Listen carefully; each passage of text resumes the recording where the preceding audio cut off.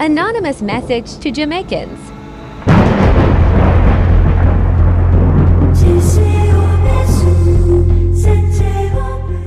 Greetings, citizens of Jamaica.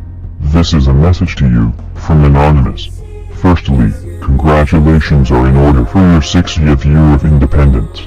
Though, if this is how your first 60 years are looking, one can only assume a bleak future. At 60 years, your country has the second highest murder rate in the world. For comparison, another country that got independence in 1965, just 3 years after on August 9th, copied the exact economic model of then Jamaica, as it was flourishing. That country is Singapore, and is currently the country with the second lowest murder rate. Singapore started with a GDP of $470 to Jamaica's $460, and they are now at the height of the economical spectrum with a GDP of $66,000 per capita in 2021, compared to Jamaica's $4,000, using the same economical system. What could have caused such a disparity in the structure of these two nations? Of course, the answer lies with whoever is in the position of power. In 1974, one of the founding members in the framing of the Jamaican Constitution, Mr. Edward Seaga, became leader of the Jamaica Labour Party. A year later, in 1975, an American political consultant by the name of Henry Alfred Kissinger tried to dissuade then Prime Minister, Michael Manley, from supporting Cuba in their efforts to stop apartheid, but failed. Though the efforts were to stop racial segregation, Mr. Kissinger knew an alliance between Cuba and Jamaica would allow for some amount of Soviet influences, and that would be a big problem for the USA, as we would see later in 1983, when the USA led 6 Caribbean nations, including Jamaica, to invade Grenada because Grenada toppled a government that was heavily funded by America, as it was becoming increasingly corrupted. Capitalism has become such a ruling force in the USA, that they needed to push the idea onto other nations, not because of its benefits for the nation, but because it would allow the US to profit off of smaller nations that could otherwise be profitable on their own. Mr. Kissinger failed to remove Mr. Manley's socialist viewpoint, but he also had options, and the resources of the United States. Mr. Kissinger would then convince Mr. Seaga to install a capitalist state, and America would support the Seaga administration. He just needed to be prime minister. To that end, America supplied weapons to supporters of the JLP so that they would incite political violence and intimidate any opposition. This allowed the heavily American-funded JLP to become ruling party with Edward Seaga as the CIA's lapdog. Fast forward to now. The country's main industry, tourism, is mostly capitalized by private non-Jamaican investors. Jamaica Blue Mountain Coffee is now an American company, headquartered in the state of Georgia. The National Commercial Bank, and the popular television station, CVM, are owned by the Canadian-based Portland Holding Group. 3 of the 4 bauxite refineries in Jamaica are Russian-owned, with the 4th being split between the US and Jamaica. The US is still a major shareholder in this company. Your sugar cane factories have been outsourced to international private investors. Even your electricity bills are split, with 80% going into the pockets of Japanese and Korean electric companies. Capitalism has revealed the greed in people because it is for profit, and it is designed to give control to those with the most assets. It is designed to keep power and wealth at the top, at all times. This is normally a questionable move to begin with. Now put that kind of system in a country where the ruling class are white slave owners.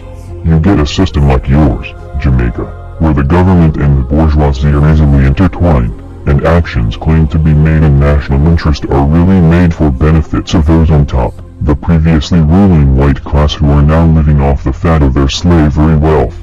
Well, your slavery wealth, as one of the easiest ways to get rich is to make a man work and not pay him. Your system allows for workers to be underpaid consistently for the amount of work produced. That means the proletariat, you, the working class, who has never had much to begin with, will never have much, and that will get worse with your economy's constant decline, as what they sell you will cost more and what you have will value less. Their greed makes them want to accumulate more, whether it be ethical or otherwise. You can see this happening around you, from utility bill increases in a short span of time, underpaid for lengthy periods, to even government officials paying themselves erroneous amounts.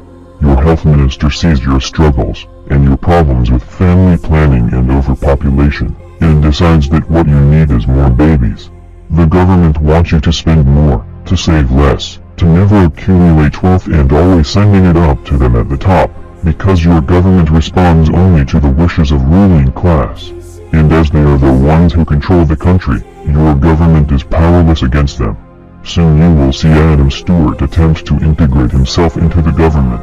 Capitalism was always a system that needed proper management, and it doesn't integrate well into some cultures.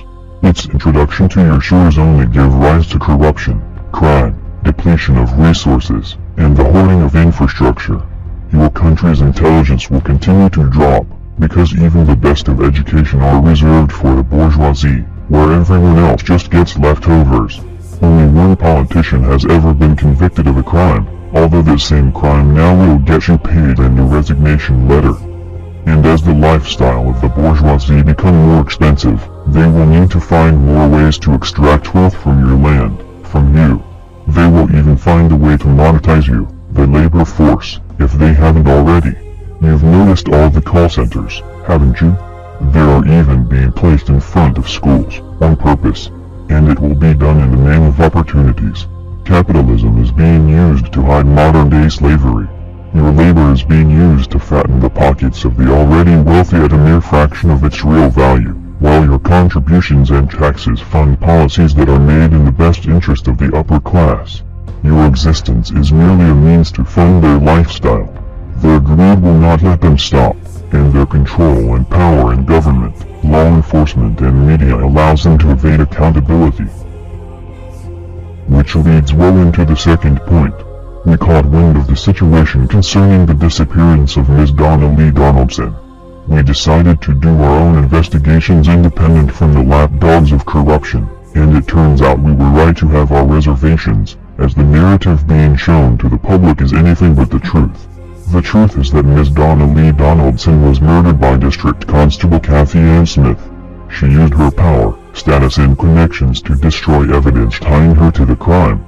She used the media to cover up her tracks, and any allegations made against her, even if they are true. She's now using Constable Noel Maitland as a scapegoat, as a means to save her career, family and reputation, knowing there's not enough evidence to tie him to the murder. He will be a free man, able to live off his career in music. Her career will be saved, and their child keeps both parents. Her act was motivated by jealousy, as she was still romantically involved with Constable Maitland, the father of her child, and it was an act encouraged by her mental disintegration, stemming from her dissociative personality disorder. Her act will go unpunished because her capitalist advantages, and there will be no justice, because Ms. Donaldson is a proletariat, a peasant to those in control, and her body has already been destroyed so it will never be found. Now, Jamaica, you know the truth. If things continue like this, it will only get worse, and those in power will always have the resources to evade mere discomfort, leaving its citizens to suffer. We, at Anonymous, can only help by shedding light on the scandalous actions happening behind the scenes. The rest is up to you. But rest assured that we are everywhere, for we are legion, and to the government of Jamaica, we do not forgive, we do not forget, so you can expect us.